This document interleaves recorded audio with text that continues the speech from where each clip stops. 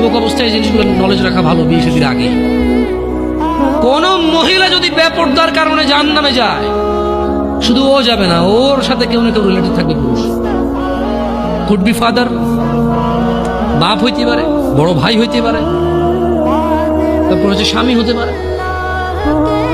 যদি ওর জাহান্নামে যাওয়ার রিজনই হয় বেপরদা, বেখোলা, খোলামেলা চলা।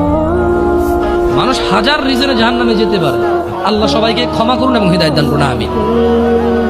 হাজারটা রিজন আছে জাহান্নামে যাওয়ার, কিন্তু যদি কোনো মহিলা, এমন মহিলা যার বড় ভাই আছে, যার বাপ আছে, যার স্বামী আছে, আর ওদের থাকা অবস্থায় তার এমন একটা অন্যায়ের কারণে তার জাহান্নাম হয়েছে, যে অন্যটা হচ্ছে তার কি খোলামেলা চলাফেরা, তার জানাবা বিচারে চলাফেরা, তার বেপরদা অশ্লীল চলাফেরা, তাহলে ওই মহিলা একা জাহান্নামে যাবে না, সঙ্গে কাউকে নিয়ে যাবে।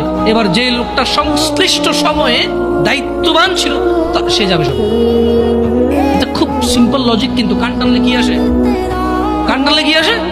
ওই মহিলা যদি সংশ্লিষ্ট রিজনে যদি জাহান্নামে যায়, সংশ্লিষ্ট সময়ে যে দায়িত্ববান পুরুষ তার অভিভাবকত্বের মধ্যে ছিল, যার উচিত ছিল তার জন্য সামর্থ্য অনুযায়ী জামা কাপড় কিনা সুন্দর দেখে, সামর্থ্য অনুযায়ী খাওয়ার দাওয়ার ব্যবস্থা করা, তার অর্থনৈতিক অবস্থার উপরে ডিপেন্ড করে, সামর্থ্য অনুযায়ী ওর কমফোর্ট জোনে রাখা হোক, সামর্থ্য অনুযায়ী যতটুকু আছে উজাড় করে দেওয়া ওর পিছনে, সংশ্লিষ্ট ব্যক্তিটার জন্য দায়ী থাকে।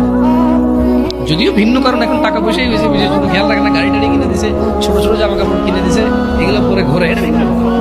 তবে আমি ছিলাম যারা কর্মজীবী, যারা নিম্ন কর্মজীবী, তাদের কথা বলছি।